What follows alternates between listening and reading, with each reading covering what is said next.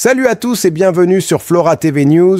À la une, on revient sur une actualité diplomatique importante. Mercredi 8 octobre, le ministre belge des Affaires étrangères, Maxime Prévost, a rencontré à Bruxelles Massad Fares Boulos, le conseiller principal pour l'Afrique au département d'État américain.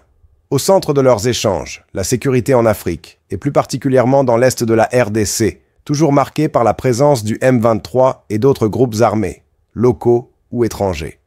La Belgique, fidèle à sa ligne, insiste sur la nécessité de résultats concrets et tangibles dans les processus de paix, notamment ceux de Washington et de Doha, afin d'éviter de nouveaux accords restés lettre morte, comme ce fut souvent le cas par le passé.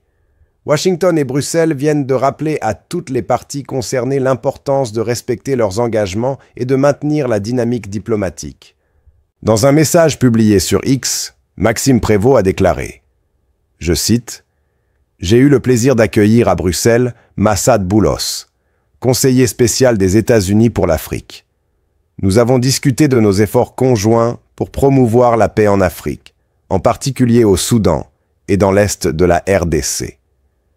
J'ai salué le rôle des États-Unis, du Qatar et de l'Union africaine et réaffirmé le soutien sans réserve de la Belgique.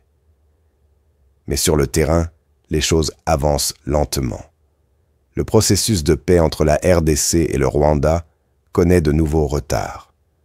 Un mécanisme conjoint de sécurité devait être lancé mi-juillet, mais des désaccords persistent, notamment sur le rôle du M23, le soutien du Rwanda et la question de la neutralisation des FDLR. Même si la date du 1er octobre avait été fixée pour le lancement du concept des opérations, rien n'a réellement bougé et les tensions continuent. La prochaine étape, appelée Doha 6, est prévue pour la semaine prochaine. Elle réunira les représentants du gouvernement congolais et ceux de l'AFC M23. Ce nouveau round fait suite aux rencontres d'août à Doha, centrées sur l'échange de prisonniers et la surveillance du cessez-le-feu. Certains accords ont été signés, mais leur mise en œuvre tarde encore.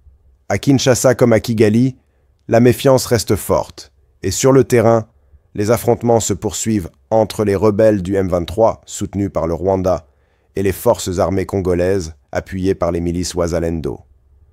Le chemin vers une paix durable en RDC semble long et semé d'obstacles. Que pensez-vous de cette situation?